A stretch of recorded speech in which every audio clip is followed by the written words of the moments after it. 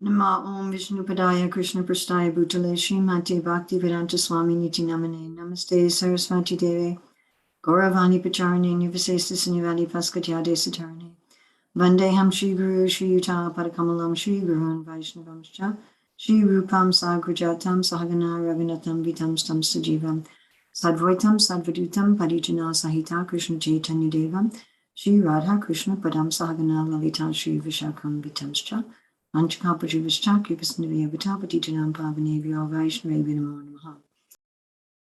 to first ask Secretary Rukmini to please lead the meditations, and if you follow along but staying on mute. Dharmadi Vishoye Joyche Echari Vichar, Shadhan Bhakti Echari Vicharer Par. Translation. As far as religious principles are concerned, there is a consideration of the person, the country, the time, and the circumstance. In devotional service, however, there are no such considerations. Devotional service is transcendental to all such considerations. Spoken by Sri Chaitanya Mahaprabhu in Sri Chaitanya Charitamrita, Madhya Lila, chapter 25, verse 121. Tatrupananda namaha gopo jnana vayodika Deshakalartha Tattvagya Priyakrid Ramakrishnayoh. Translation. At this meeting of all the inhabitants of Gokul, a cowherd man named Upananda, who was the most mature in age and knowledge, and was very experienced according to time, circumstances, and country, made this suggestion for the benefit of Ram and Krishna. Spoken by Srila Shukadeva Goswami, Srimad Bhagavatam, Canto 10, Chapter 11, Text 22. Tarko pratishta shrutayo bhivinna nasavrushiryasya matang nibhinnam dharmasya tattvang nihitang guhayang mahajano yena gata sapantha. Translation. Sri Chaitanya Mahaprabhu continued, dry arguments are inconclusive. A great personality whose opinion does not differ from others is not considered a great sage. Simply by studying the Vedas, which are variegated, one cannot come to the right path by which religious principles are understood. The solid truth of religious principles is hidden in the heart of an unadulterated, self-realized person. Consequently, as the Shastras confirm, one should accept whatever progressive path the Mahajanas advocate. Spoken by Sri Chaitanya Mahaprabhu, Sri Chaitanya Charitamrita, Madhya Lila, chapter 17, verse 186, and the purport says it's citing a verse spoken by Yudhishthira Maharaj in the Mahabharata Vanaparva. So we've studied the qualities and principles with Chaitanya Charan Prabhu. And now we're going to go to how to apply the principles with the tools. So the principles of hermeneutics in and of themselves, you can't do anything with them. Without the tools, you can't use them. So every one of the principles that we list, all the 24 principles, have at least one hermeneutic tool that enables you to apply the principles. And there's 40 hermeneutical tools. So if you look in your foundations book on page 8 and 9, you will see the list of 40 tools. Today, we are going to practice using two of them, Tool 24 and Tool 37.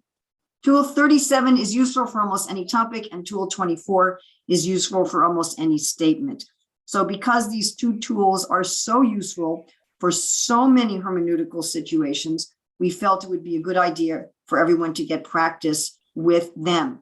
Now, also, when we did a hermeneutical path with Bhaktivedanta Swami, the third part of the hermeneutical path was about using the hermeneutical tools. So you got some practice there. I know we had a time problem with his lesson, and I really urge all of you to take a hermeneutical path from the Foundations book and go through it again, maybe with some friends or with a group. Maybe you can, we could even set up another small group out of the people here if you want to have an extra lesson on that.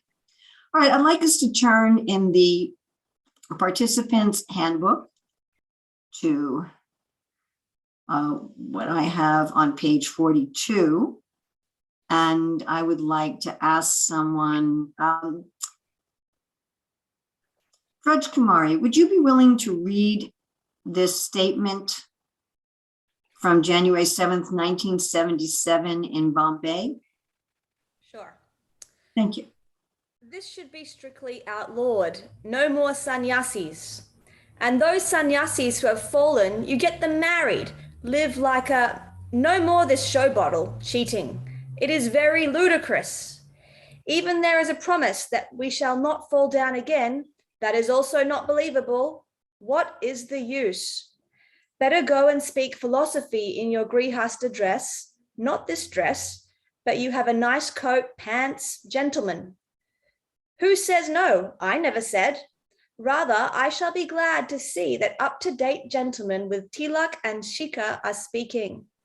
That is very, how you say, prestigious everywhere. Why this false dress? What is the wrong to become grihasta? I was grihasta, paka kalaba grihasta. My Guru Maharaj was brahmachari. Just see his character. Chaitanya Mahaprabhu was grihasta, but when he took sannyas, oh, I am now for sober person, that is wanted. That is ideal. He married twice. Bhaktivinoda Thakur married twice. Chaitanya Mahaprabhu married twice. What is the wrong there? One has to become pure devotee, that's all. Other things, of course, are circumstantially favorable, either a grihasta, brahmachari, or vanaprastha or sannyas. Kiba vipra, kiba sudra, nyasi keninaya, ye Krishna tattva veta se guruhaya. You must know the science of Krishna consciousness. That makes you guru, not this dress. Thank you very much. So we're going to focus on this first statement. This should be strictly outlawed, no more sannyasis. So let's say that we take this statement at face value and we just say, all right, Srila Prabhupada's giving an instruction on January 7th, 1977, strictly outlawed. That's pretty heavy. No more sannyasis. All right, let's see. So if we're going to try to understand that statement, we could use the following qualities, which we discussed with Chaitanya Charan, to reflect on our personal motives.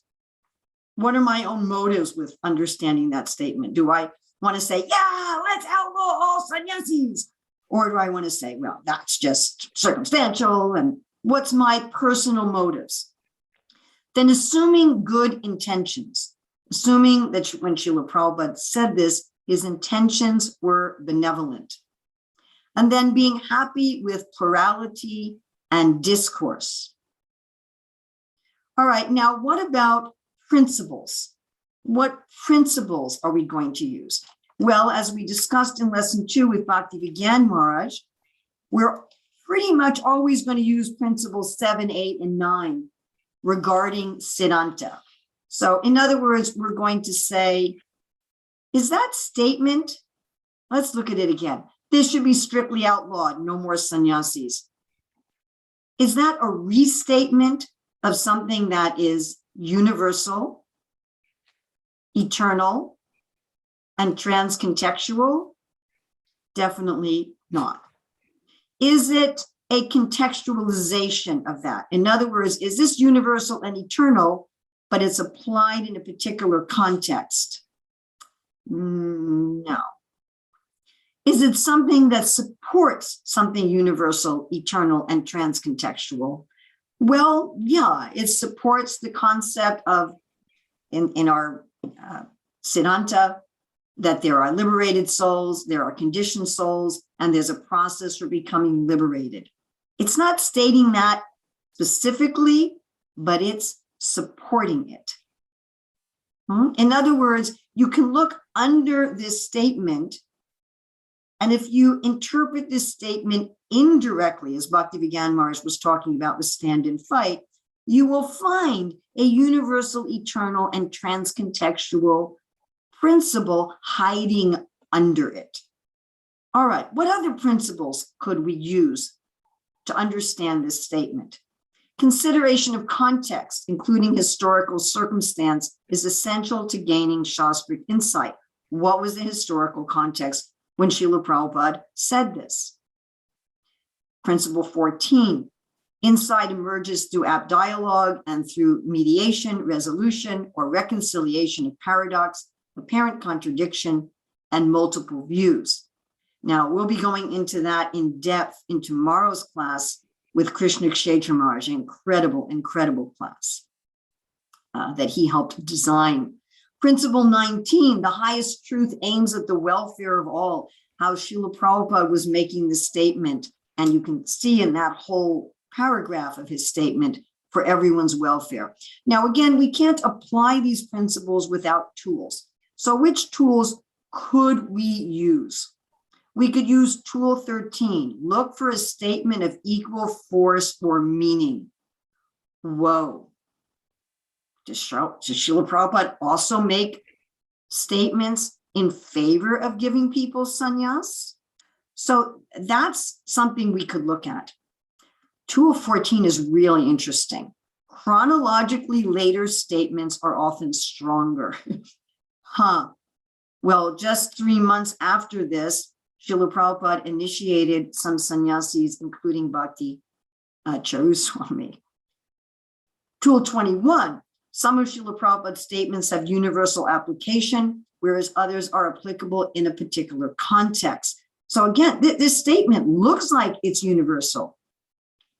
This should be strictly outlawed, no more sannyasis. It looks like it's universal. It looks like it's absolute. Right? We shouldn't even have the sannyas ministry in ISKCON. We'll talk to Prahladananda Swami about that. But although it sounds like an absolute statement, it isn't. It's actually applicable in a particular context. Consider the mood of the statement when understanding the intention of the statement. So what was Prabhupada's mood in that historical context? And what was he trying to communicate? Then tool 36, consider how Srila Prabhupada applied his statements in his mission. And again, 3 months later, he had a sannyas initiation for 3 people. So we're not going to right now come to a conclusion about that statement, but we're showing how specific qualities, principles, and tools would help us to understand that statement. Now, I'm sure you can all think of similar statements of Srila Prabhupada that sound super absolute.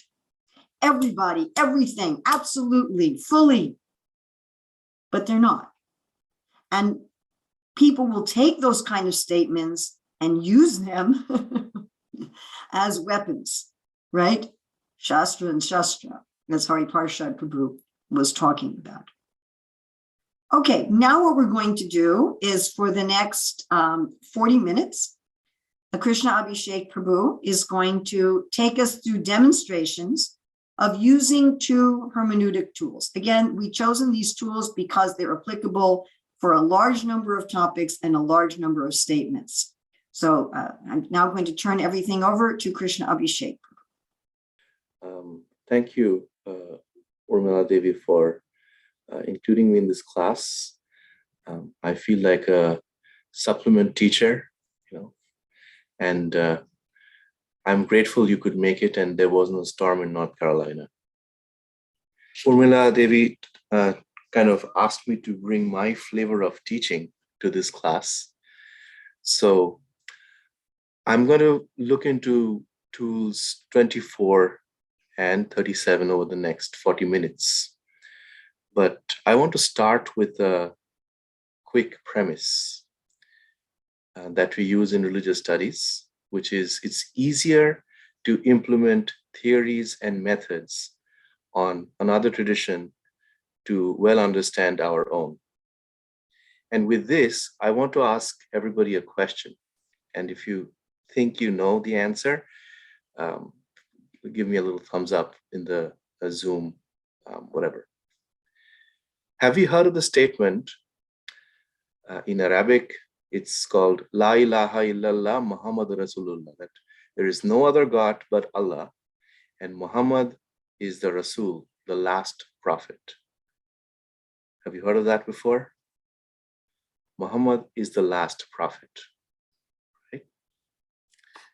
Now, that statement that Prophet Muhammad, peace be upon him, is the last prophet is not completely accepted within Islam itself. There are so many people like the Ahmadiyyas who come up with their own last prophet after the last prophet, right? And for those of us who are outside of Islam, that statement is so absolute that it cannot be accepted. Right?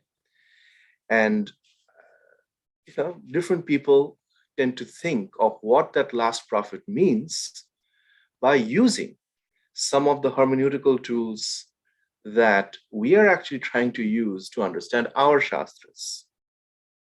Right?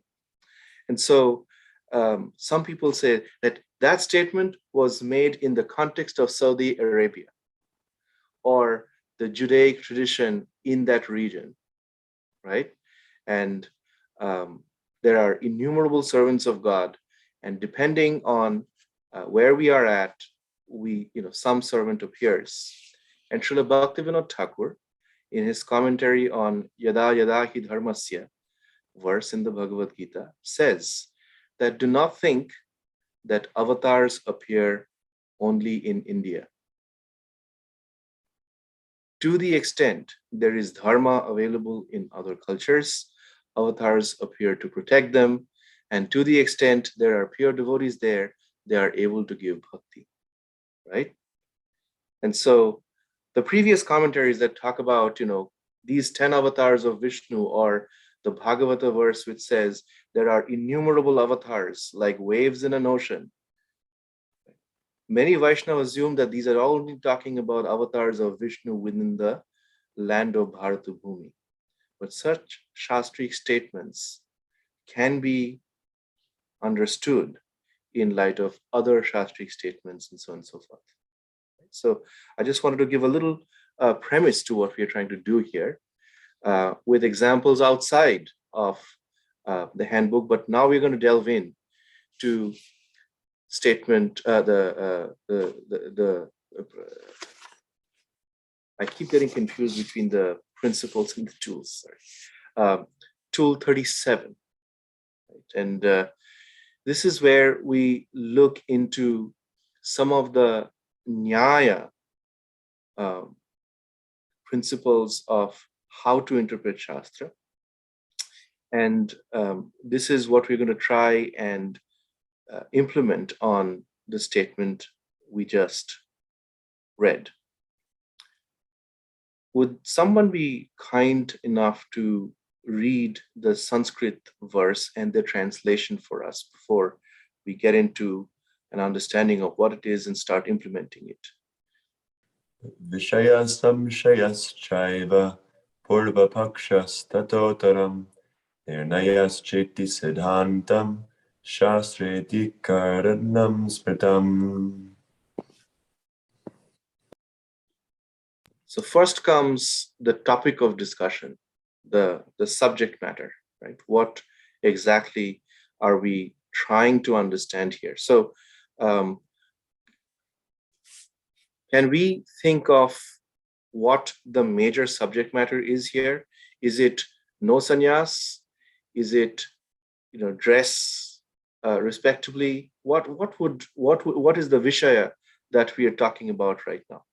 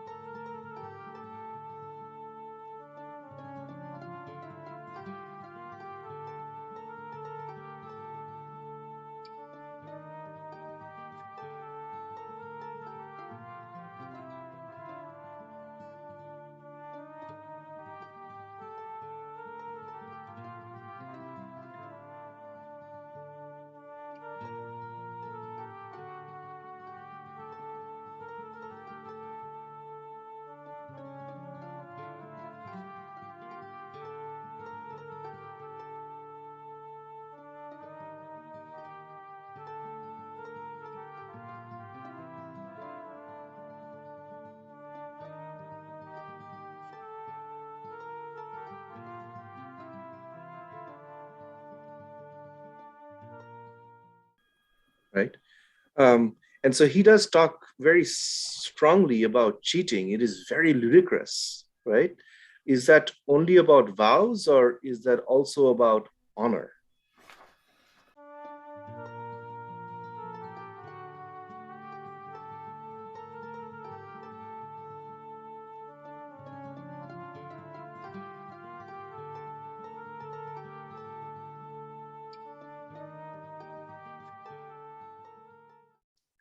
And so he gives examples, right? And if you look at Prabhupada's examples, let's go back to the 7 principles of interpretation. What is Prabhupada himself doing? Is he giving a Purva Paksha or is he giving an Uttara Paksha? Let's see how Prabhupada himself implements this particular verse in that statement. Let's look at this statement and try to understand the tool, and then we will start implementing it. When Srila Prabhupada says that no more sannyas, okay, we've decided the topic is about sannyas and about the respect that ashram accords and how that cannot be compromised, right? And he's talking about the question of being honorable, and it's about spreading Krishna consciousness in a way that is not duplicitous, right? So now we've got the argument. The doubt, what is the samshaya? What is the doubt in Prabhupada's statement in this particular context? What is the samshaya?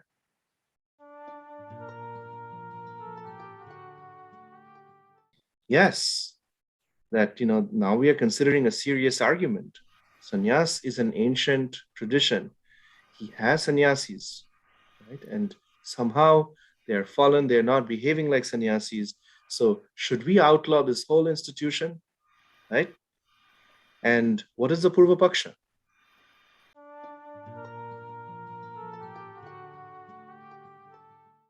Okay.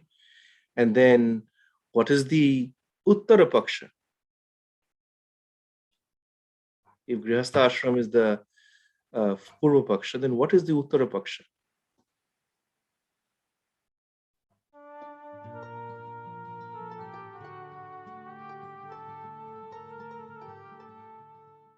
Yeah. If you look at the handbook itself, right? We have the basic principles of that statement that Prabhupada makes right there. For example, in the Vishaya, we have devotional service should be performed without any motive other than pleasing the Lord. Right? So if sannyas ashram is a form of devotional service and the vows are not being kept, is that a case in point about how devotional service is being performed with a motive other than pleasing the Lord? You see what's happening there? I said that, if you look at this statement on sannyas, and we look at this particular hermeneutic tool, right? This is not exactly Anubandha Chaturshaya, but the principles of interpretation. So if we look at Vishaya and we look at what we have in our handbook, devotional service should be performed without any motive other than pleasing the Lord, right? And now we try and think of this statement in conjunction with Prabhupada's statement on sannyas, that particular statement on sannyas, right? So if there are sannyasis who are not behaving as sannyasis, that would probably qualify as devotional service being performed with a motive other than pleasing the Lord. You see how the subject matter kind of fits in? And then if a sannyasi is compromised, or if a sannyasi is not behaving, what do we do? That's where the samshaya arises. Do we see where this is going?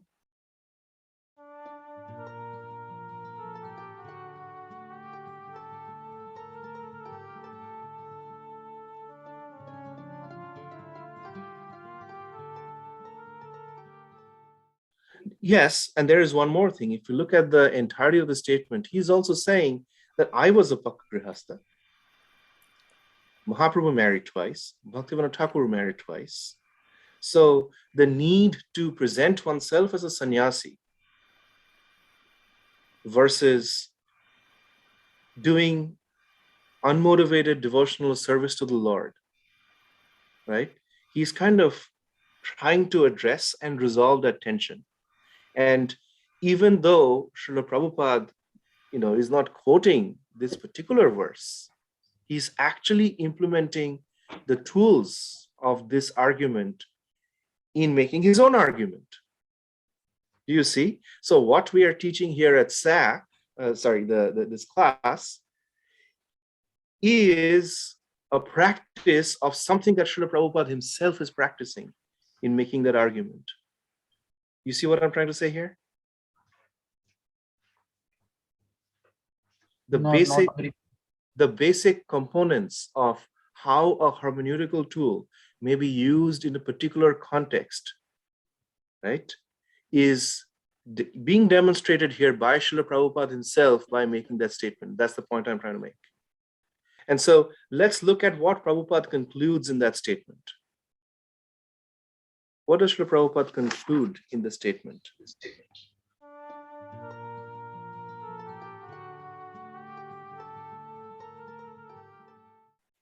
And then there is a couple of statements towards the end. That makes you guru, not this dress. Okay? All right. So now we have a Siddhanta right there.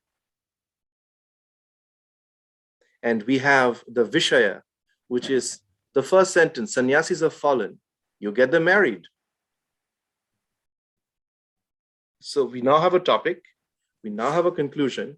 Let's try and see where 3, 4, 5, and 6 fit in.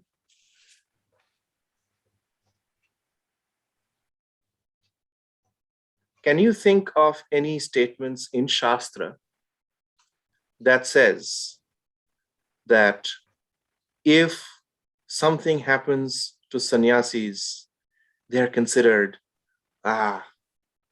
I don't even want to use those nasty words early in the morning. Do you see what I'm saying there?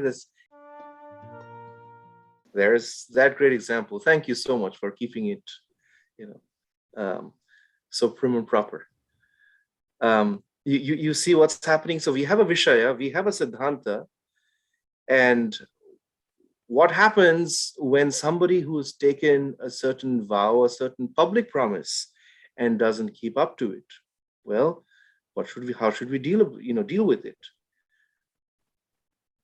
And if you look at the statement again, it says, we shall not fall down again. That is also not believable. So that if you look at the statement, that is Purva Paksha, the opponent's argument. What is the opponent's argument? Oh, we have fallen down once, it shall not happen again. We will not fall down again. Let us keep our dress. Right? And then the Uttara Paksha comes in. However, Srila Prabhupada says, rather, I shall be glad to see that an up-to-date gentleman in tilak and shikha and speaking. That is that here you say, prestigious everywhere, right? So now he is looking into 4 and 5, the Purva Paksha and Uttara Paksha. The Purva Paksha is, it happened, it's a repeat offense, but the repeat offenders are saying it won't be a repeat offense. At a very broad way, that's what's the heart of the argument is.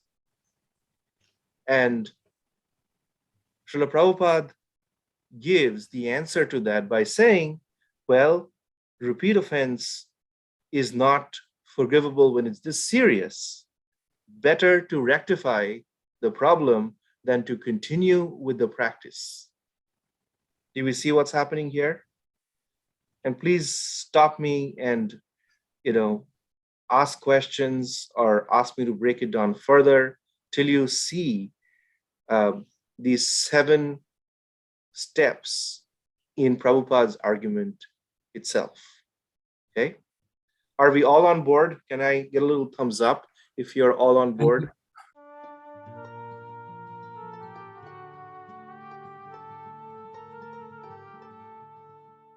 Okay, so Purva Paksha is what one viewpoint is that's against the argument, right? So if I say, right now it's 7:35 a.m. Eastern time, and I say, right now it's summer in North America, that's totally not true. Right, so if I'm trying to explain that this is, a winter morning here, and someone says, no, it's summer, that's an opponent's argument I have to consider. Right? That's what a Purva Paksha is. Someone says, Krishna is not Bhagavan, he's just another mortal. Right? That would be a Purva Paksha that Gaudiya Vaishnavas would then say, no, he is Bhagavan because Parashara Muni says that 6 qualities are visible in him. Right? So a Purva Paksha is, at least in the handbook, right? There are examples, devotees who serve full-time, blah, blah, blah, and so on and so forth. So it's, it's one viewpoint that you have to address when you're making an argument, right? And then, in the US, in high schools, we learn something called a 5-part essay. And we say, on the one hand, on the other hand, therefore to conclude, right? So we have to consider what an argument is, that goes against the major statement or the conclusion that we are making. So that's the Purva Paksha. So in this statement of Srila Prabhupada, the Purva Paksha would be those who say, and if you look at the statement, page 42, in the very second line, it says, second and third lines, there is a promise that we shall not fall down again. Right? That is the Purva Paksha of this statement. That someone is coming and saying, Prabhupada makes a Vishaya. Sannyasis who have fallen, get them married. No more this show bottle cheating. It is ludicrous. Okay? That's the Vishaya. The Purva Paksha would say, no, that's too serious. We shall not fall down again. Right? And then Prabhupada presents the other side. It is not believable. Better to go speak philosophy in your grihastha dress. Then the nirnaya comes. Nirnaya means analysis. Right? And what is this nirnaya? Can somebody point out where they see the nirnaya in this particular statement?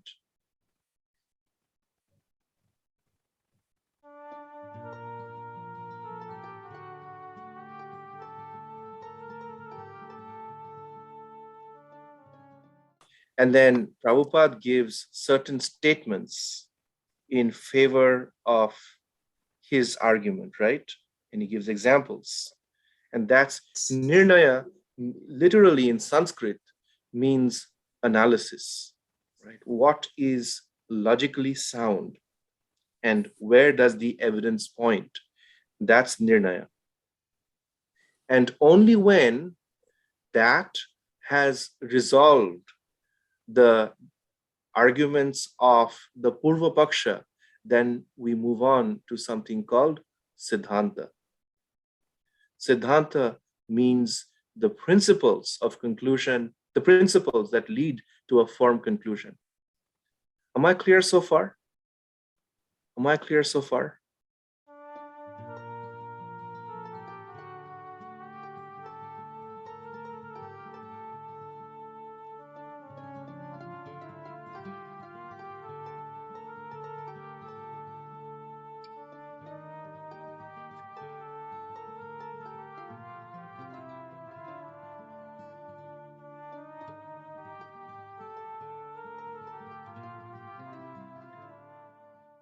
Yeah, no, you're absolutely right. I was kind of, when I was using those words, I was using the language of the document that we have in actual argumentation, a study of argumentations in Nyaya. Purva Paksha is usually the opponent. The Uttar Paksha is the person making the argument. So in any commentaries, you would probably see Jiva Goswami or Sridhara Swami say, Nanu, but then, Nanu in Sanskrit is but then, however. And he says, an opponent would say XYZ, right? And give a logic that flies in the face of the Vishaya or the Siddhanta that the author is proposing. The Uttara Paksha is usually the general arguments in favor of what the key argumentator is presenting. So you're absolutely right. Krsñabhiseka Prabhu, in the interest of time, could we move on to Move on to the next one? Yes, please. Yeah, sure. Let me quickly hear the statements that there were two other people trying to make, and then we move on.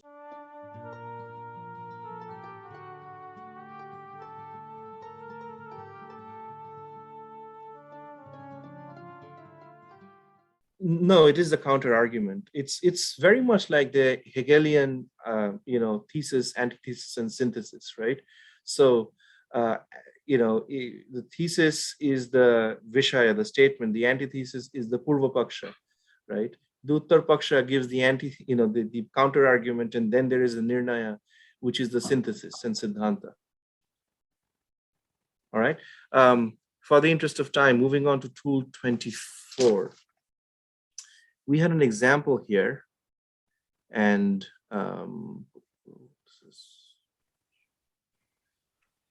on ahimsa milk. No, that's still 37. Yeah, there we go. There we go. Thank you.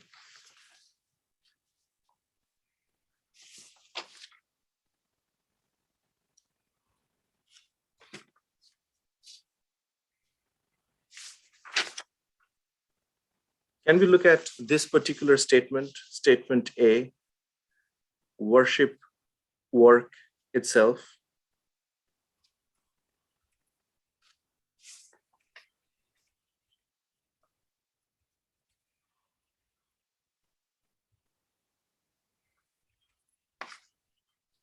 Anyone is welcome to volunteer to read this one.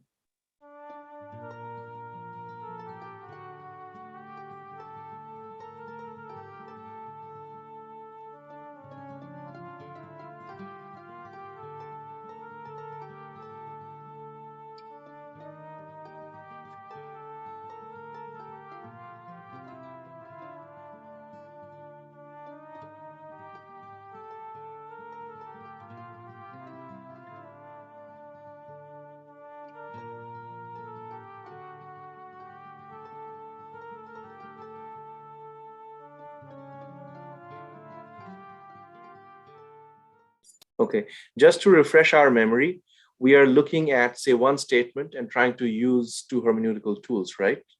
And so the first one was to look through the components of argument and logic. The second one, if we go back to tool 24, we are looking at context. And here is a good breakdown on how it is applied. So who is it for? And what are the qualifications of the intended audience? Is the first question we ask. As we work through tool 24, and there is another statement, we can take a look at that. This is a much more contentious statement. Statement B.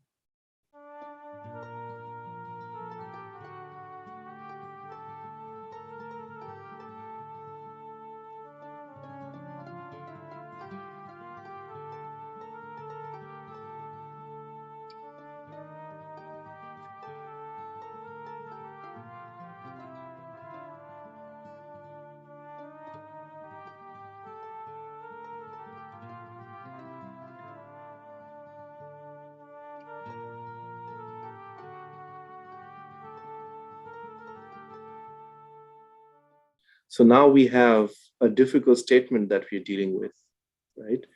Some of us who come with our own conditionings, can find this quite shocking that this is actually a public statement and given in Shastra, right?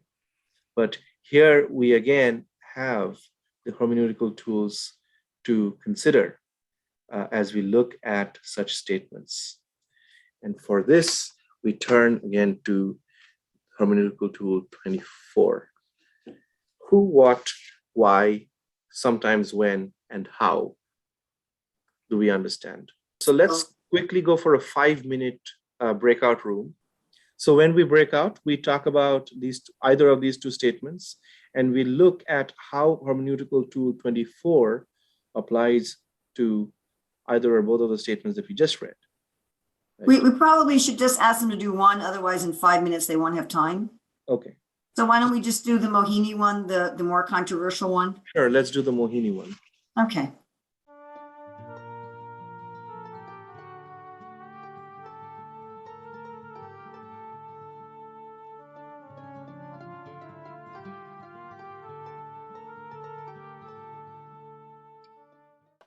So welcome back. We are about 2 minutes away from this session, the end of this session. Is there anybody here in this room who had difficulty applying these 4 Sambandha, Abhidheya, Prayojan, and Adhikar to the Mohini statement? Is there anybody who needs clarity, didn't understand what was going on? You can raise your hand and we can hear your Shamsaya and try to address it quickly before we move on to the next part.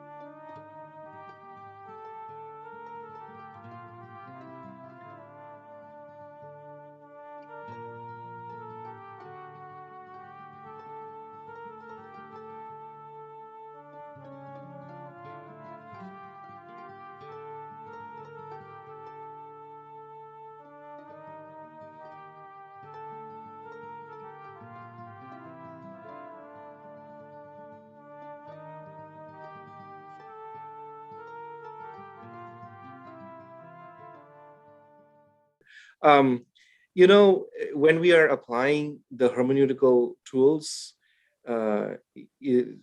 we must create space for shades of gray. Not everything is black and white, and that's why we have the hermeneutics course. If everything was black and white and clear, we wouldn't need to come together and to talk about this. So your point is well taken. I mean, in terms of the categories, we could think more about why something fits better under why, and why the point under what could be different. The basic principle is some arguments work for certain people. That's adhikara. Sambandha, the word some is like some in Latin, and bandha is like bond in English. So sambandha is the same bondedness of the topics that connect with each other, right? Once you understand the topics, how do you analyze it? That's abhidheya, and what you get out of it is the prayojan. What's the intended aim of an argument, right?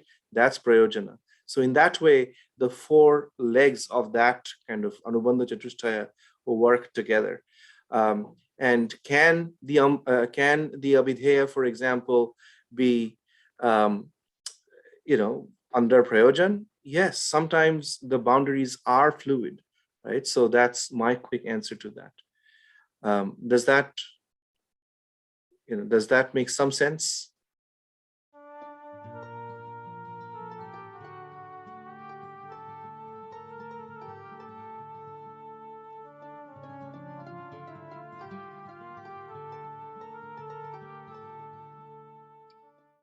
That is the difference between, say, the sciences and the humanities. Humanities deal with more variables, sure. And I'm sorry we couldn't get to the other questions. Urmilā-devī, I defer to your wisdom. So what we're going to do now, I'm just going to introduce the explorations. We're going to do both of them. We're going to do each of them, and then we're going to have some discussion with both Krsñabhiseka and myself after each of them. All right, so let's just look at exploration 5.1, and it's written in your handbook that you have 2 choices. That's designed for a shorter class. As we have more time than this was designed for, we can do both of them. So the first is on page 48. where you're going to have chosen a difficult topic. And all of those of you who did the home fun, and I'm sure that that was everybody, right? So you already came with a topic. And for maybe those one or two people who didn't come with a topic, you get assigned one, and here's your assigned topic, the role of ordinary charity in the life of devotees and ISKCON. So you're going to be doing right now just page 48 and the very top of page 49. So you're going to take your topic, and if you didn't get a topic, you have an assigned topic, and you're going to be working individually, and then we'll come back together to discuss. So you're going to come out with the 6 things with your topic. Vishaya, you just write down the topic you've got. So that you just, that's a copy paste. And then you're going to go through the other 5, number 2, 3, 4, 5, 6. And then at the top of page 49, you're going to also list qualities and principles. So you're going to have 15 minutes to do this on your own. If you have a question, just type it in the chat window. And then after that, we will have 10 minutes for discussion with Krsñabhiseka Prabhu or myself. Okay, so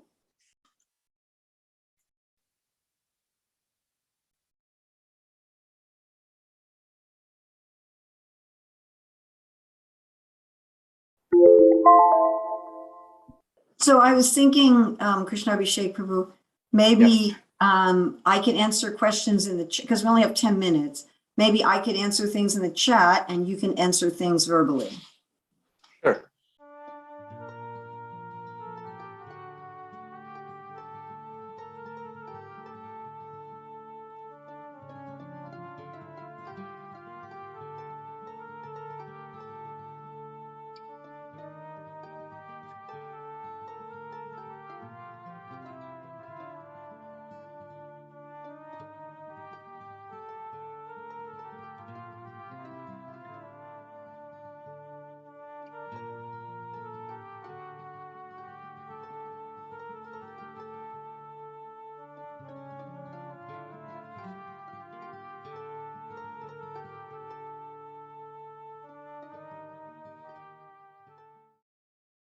You know, every verse of the Bhagavad has so many different angles through which you can read that verse. The take home from any pastime or any principle will depend on, as this, you know, as we point out, on adhikar, right? So we as Vaishnavas, or want to be Vaishnavas, would have a different set of adhikar compared to the audience that Urmilā-devī is trying to address, right? So, you know, the whole point of this exercise today is to see how statements are not only contextual, but how those contextual statements apply differently to different people. Does that, so far, does that make sense? So we are definitely, I mean, you know, if we are trying to steal Amrita, then, and we were in that situation, then that statement would apply as it is. Because we are not, excuse me, then, you know, we have to think about it differently. And how does it apply? Well, it will depend on our life circumstances and, you know, what our conditionings are as we understand Shastra, right? So that's my quick answer to that question.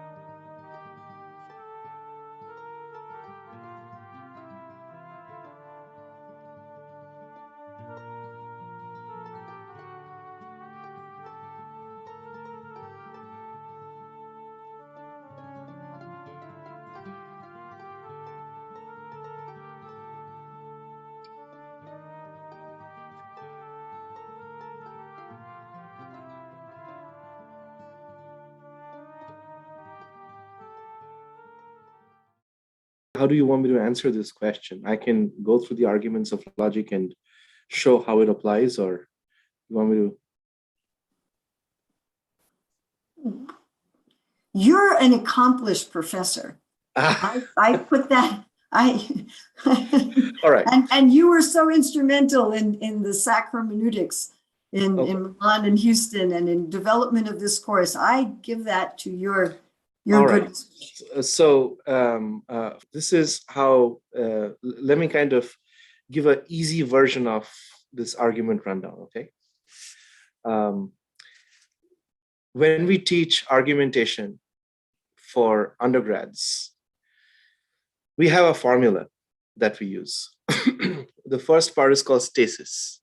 Stasis is where things are still stable. I'm kind of giving the vishaya of what I'm trying to establish here. So these are the statements, should women be allowed to give class, right? Is that the question that you try to grapple with? Then the doubt comes that in light of these statements, right, the shamshaya would be, if this statement is true, then women are unreliable. Okay, so that would, or not. That's where we are destabilizing the stasis. Stasis is, okay, all is well with the world, but there is one problem, right? So that's where the shamshaya, the doubt, comes in. And then the Purva Paksha would say, given this statement, they should not be allowed. The Uttara Paksha would say, however, from a spiritual platform, you're not that body. In fact, if you want to keep going, then the Nirnaya would probably use example from, say, Jiva Goswami. And there is a folk tale of Mirabai and Jiva Goswami meeting. And Jiva Goswami says, I don't meet anybody, I am a renunciate, I don't meet women. And Mira says, who is a male except for Krishna? Who is the enjoyer except for Krishna, right? Or any other argument in that favor. So those would be Nirnaya. And the Siddhanta would be, women should be able to speak to anybody, just as Mohini is speaking to demons. I'm so sorry, that's bad. It's a bad joke. But the Vishaya would be, should they be able to give class? And the Nirnaya, the conclusion, and the Siddhanta would be yes, because of these reasons. And the Siddhanta is where Shastra comes in, for example, with force. Was I able to break it down for you and give a general sense of how it works?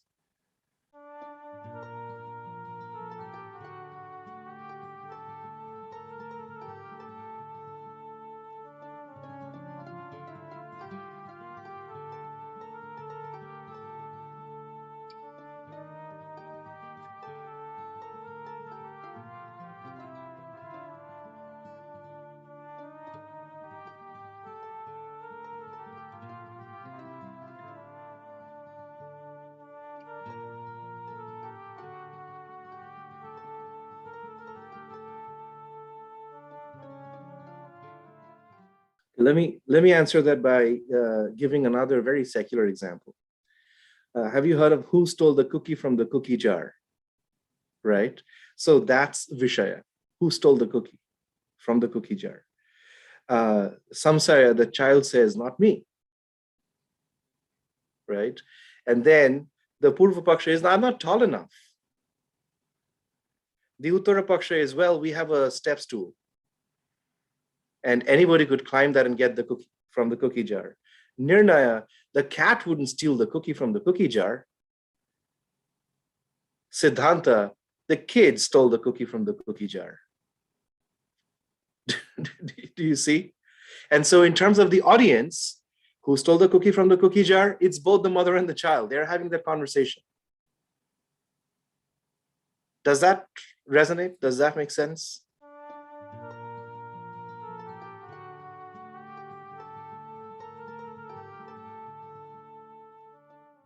Thank you.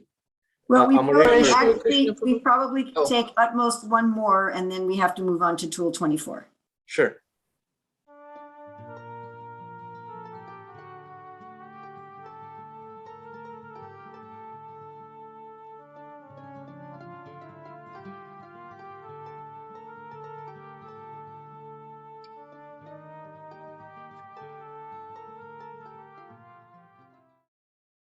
the difference between the Uttarapaksha and Nirnaya is where the argument is being analyzed, evidence is being produced. It's not just an argument by itself, right?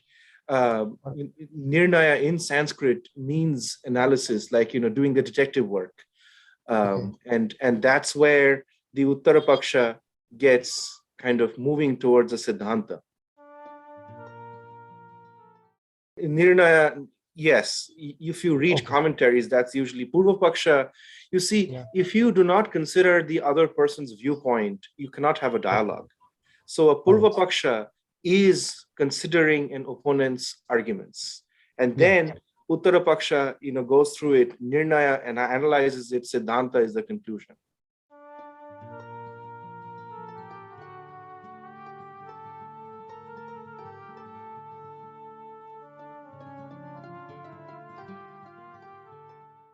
Yeah, Nirnaya is where the analysis is happening off the viewpoint, and Siddhanta is the conclusion. I see a lot of... so we are done with the Q&A. Should we go to the second half of applying Tool 24? Yes. And I've noticed something coming up in the chat. I know not all of you are following the chat, that people have mentioned that you can come to different conclusions. And the answer is yes, you can come to different conclusions, but whatever conclusion you come up with cannot violate any of the 24 principles. That's the boundary. So, if you want to check, is my conclusion all right? Then you go back to that list of 24 principles and you say, okay, am I contradicting even one of these principles? Because if I'm contradicting even one of these principles, the conclusion I've reached is wrong. And that, of course, requires the qualities that Chaitanya Charanprabhu talked about, the Vaishnav qualities of being willing for transformation and so forth. And if we all did that, if we all, reached our conclusions and then said, let's look back at the qualities and let's look back at the principles, we'd end up with what Hari Parshad Prabhu talked about as a Vada conversation in ISKCON. All right, let's go on to the second part of our exploration 5.1 using tool 24. This is on page 49 and it's completely contained on page 49. So this, again, you were supposed to come up here with a statement. You were supposed to have come to class with a statement, and all of you who did the home fund, you already have a statement. However, there might be one of two of you who didn't do the home fund. So then you get assigned a statement, and your statement is, you can see in the chat, blind following is condemned. Your statement is blind following is condemned. That's in Bhagavad Gita 434. So that's only for those of you who did not come already with a statement. So again, we're going to work on this individually for 15 minutes. And then again, we'll have time for questions and discussions. If you have some questions as you're going through it, please put those questions in the chat. All right, so I'm going to, again, share the timer.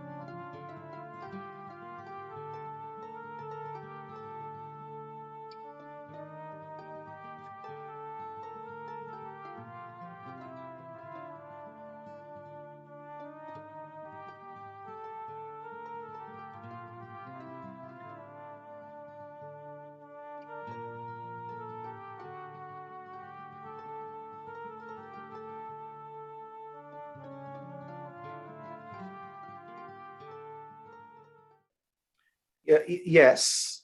But when we are looking at arguments, what we would ideally want to do is look at the heart of the controversial issue, right? So, you know, and do you think you've addressed the controversial component of the argument?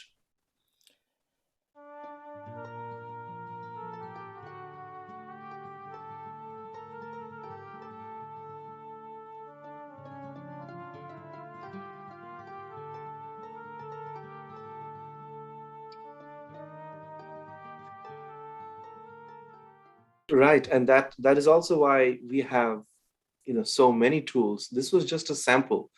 Also, tool 24, in trying to look at the prayojana, like what is the point of this argument, kind of takes us towards that direction, right? Does that make sense?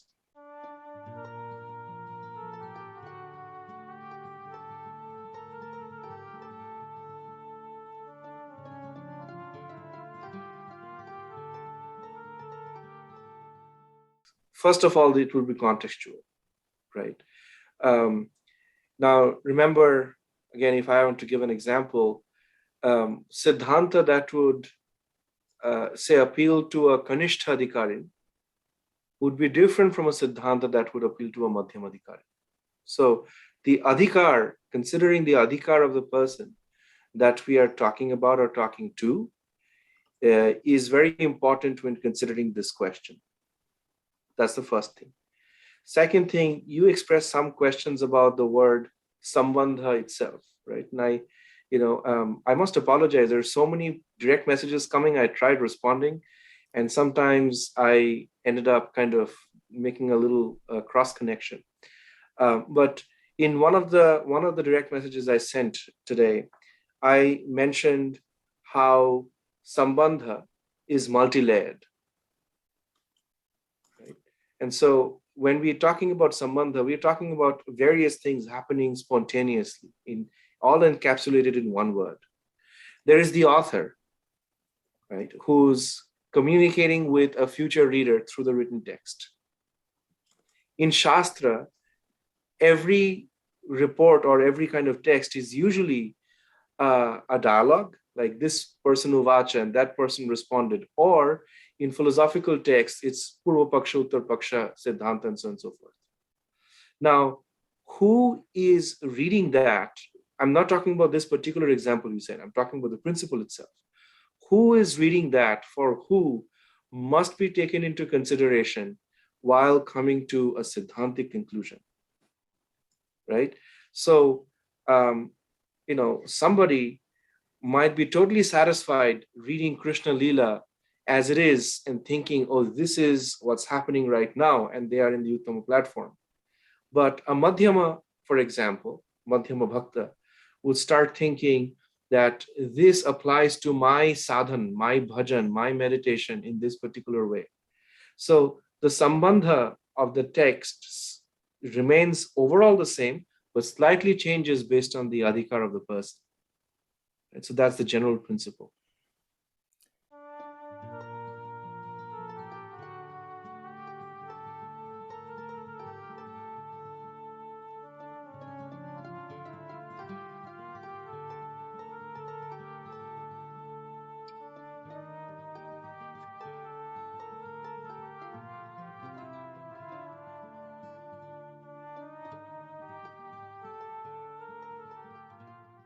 Yeah, of course, these are very broad strokes. Yes. These are very broad strokes. Just as, for example, Krishna says, Chaturvarna Maya Srishta, right? The 4 varnas are created by me. But when we look at the caste systems of India, it has no resemblance with the 4 varnas, although they generally apply. In the same way, when we look at text and we look at hermeneutical principles, there are so many tools and we've identified them. But when it comes to this particular one, the Anubandha Chatushtaya is like a broad overview of how the various components work, right? The Gagabhatta quote, on the other hand, goes a little deeper. So it depends on how focused you're getting. And if I may use a metaphor here, there is a difference between telescopes and microscopes. A telescope would kind of give you a view of things that are far away, and you use that tool to look at stars. If you're trying to look at amoeba using a telescope, won't work, right? But the principle of using lenses to see something in a magnified form is there, both in a telescope and a microscope. Similarly, the principles of hermeneutics are there in the Anubandha Chatushtaya as well as Gaga. And there are many. If you get into Navayana, it's way more complex, right? So these things do apply in different contexts, but this particular one that we're trying to do today, as you correctly pointed out, kind of looks at the broad strokes. And once we know further details, we can keep refining those arguments.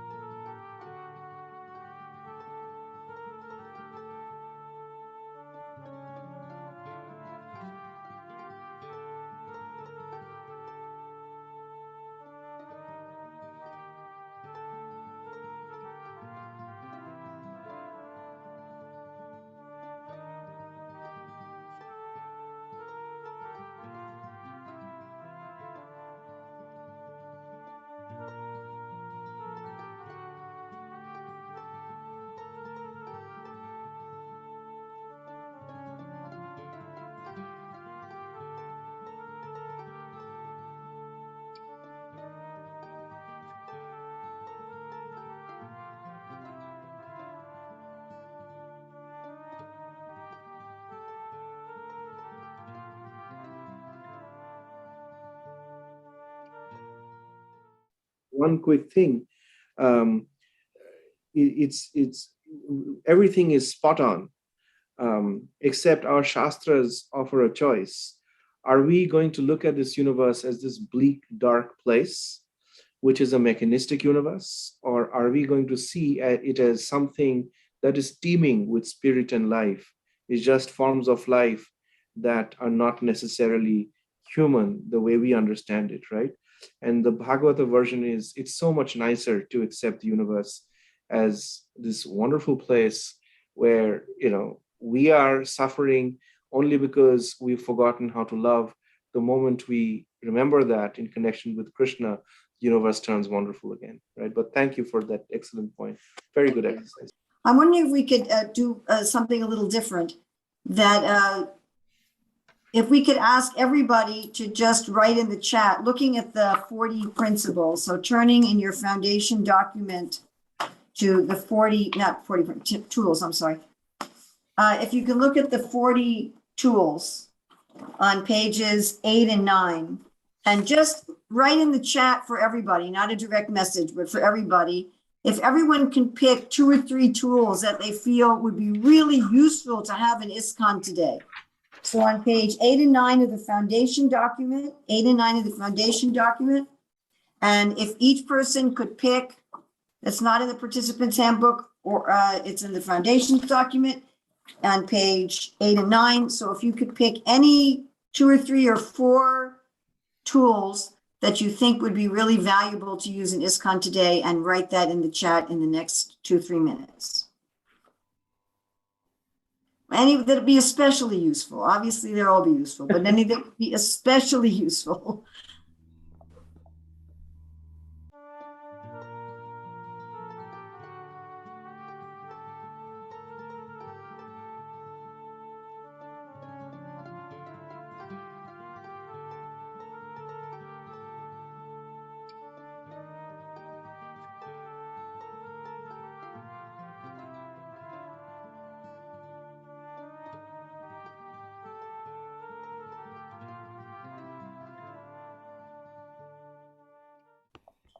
Okay, so this is the end of our class. Krsñabhiseka, are you able to stay a few more minutes, or should we just end here?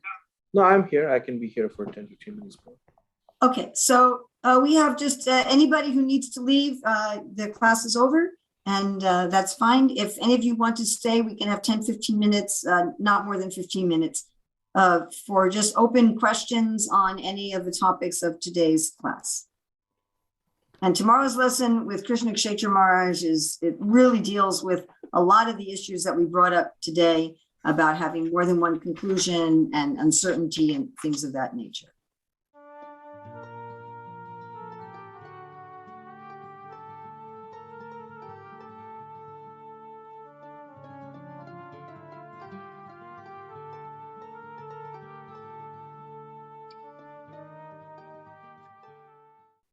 What exactly is the question, Prabhu?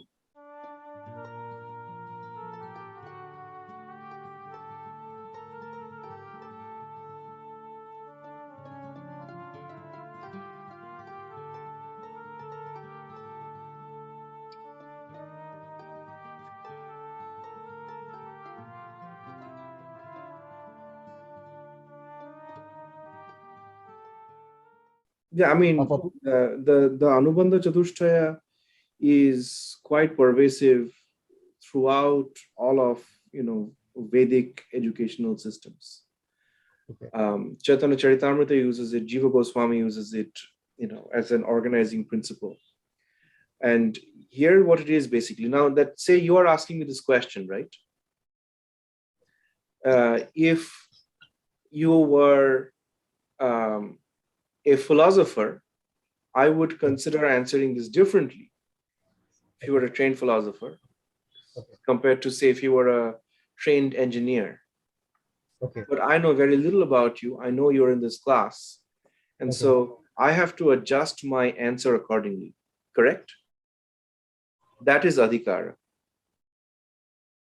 Number one. Number two, you asked me a question about method. Yeah. And you're trying to get clarity. Yeah. That is sambandha. okay, How are we trying to get clarity? Through the process of questioning and answering. That is abhidheya, the process, how you're doing it. okay, And then what is the end result? After this question answer, you will have more clarity in your mind. That is okay, prayojana. In Bhakti Shastras, the idea is every jiva, according to their conditioning, approaches Krishna, right? And that is their adhikara. What is sambandha? The relation between jiva and Krishna is sambandha. What is abhidheya? What you do after you figure out that relationship is your spiritual practice, abhidheya.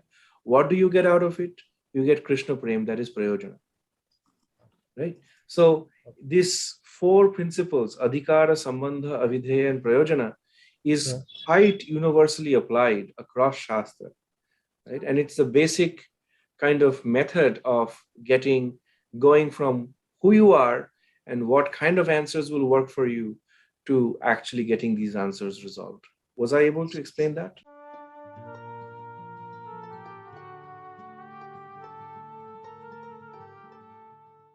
Absolutely, why not? okay, It's yeah, if you're writing a journal article for a standard academic publisher, you will have to consider the peer reviewers and the readers of the journal. That is adhikara. Then you have to consider whether what you're writing is in alignment with the subject of the journal. That is sambandha. Then actually doing the research and writing the article is abhidheya. And making that argument that you want to make and actually convincing people in your field that your argument is valuable is prayojana.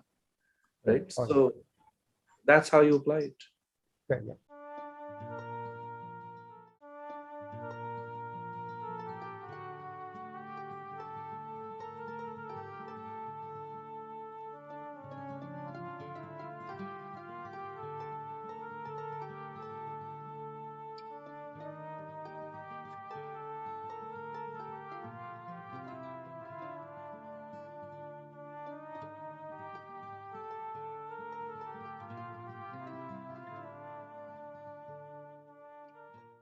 It depends on, so for example, Bhaktivinoda Thakur in the beginning of Krishna Samhita organizes the Chatushloki Bhagavad, he gives abhidheya first, right? And so depending on what you are trying to stress for a particular audience, you can move around. Ideally, it is Sambandha Abhidheya Prayojana. That is the usual kind of sequence in studying Shastra, but the principle, each of the components can be reorganized based on what you are trying to do. So, for example, in Chaitanya Charitamrita, the three main deities of Vrindavan are given Govinda, Gopinath, Madan Mohan, Sambandha Vidya Prayojan, right? But if you're taking darshan of Madan Mohan, it's not that Govinda and Gopinath is not there. But depending on your mood and which acharya you go to, then particular aspect of the Anubandha Chatushtaya becomes important to you, right? So this is how the people who composed this document kept it, and it's not incorrect.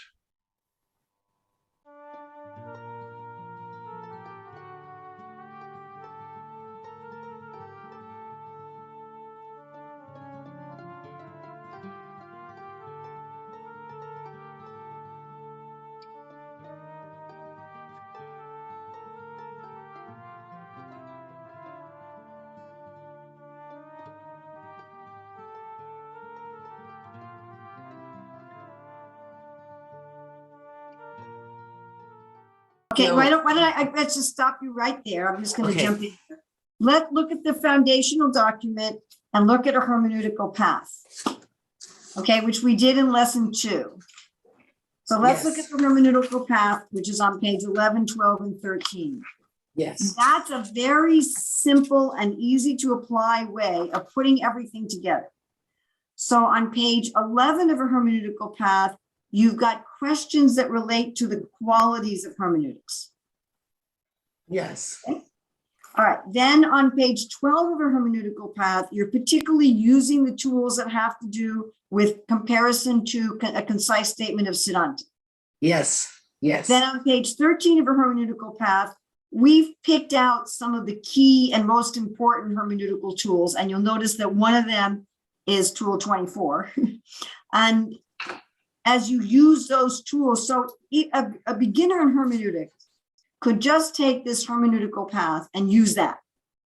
Okay. Right. And in fact, we've structured this course so lessons 1, 2, and 3 could stand alone as a beginning course if you didn't want to teach somebody all 8 lessons. And this is a way of putting it all together in a very, very simplistic form. Okay. Another way of putting it together in a simplistic form is you look at a topic, you look at a statement, and you say, what on my list of qualities would be helpful to understand that statement? Well, let's see. I've got my list of qualities here on page 5. Yes. What do I really need? Which of these qualities is really essential in understanding that statement? Then I look at my list of principles on page 6. Which Yes. of these principles would be essential in understanding that statement or topic?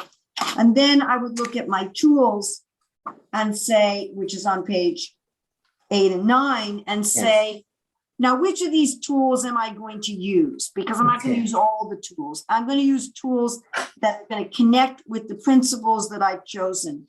And then finally, turning to page 10, Vada, Jalpa, and Vitanda, I better make sure that I'm going about this in a Vada way and not a Jalpa and Vitanda way. So if we look at the one-page summary, so here you have basically, I want to understand a statement. I make sure that I have good qualities. And particularly, I want to make sure that I'm using those qualities that are going to be in relationship to that statement. Then I study the principles. I study the tools. Then using the qualities, principles, and tools, I go through this hermeneutical path.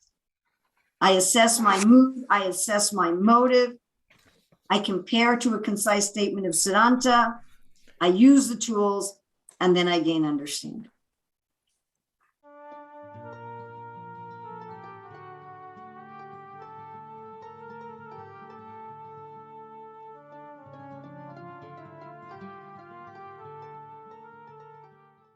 Correct. So the list of 40 tools expands beyond the hermeneutic path. The list of 24 principles expands beyond it. So the hermeneutical path is basic, and then you can go deeper and deeper and become more and more and more expert.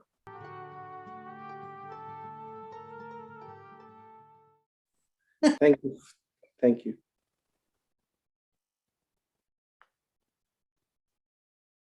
Okay, I think we could end now. I want to really thank Krsñabhiseka Ghosh Prabhu for coming on.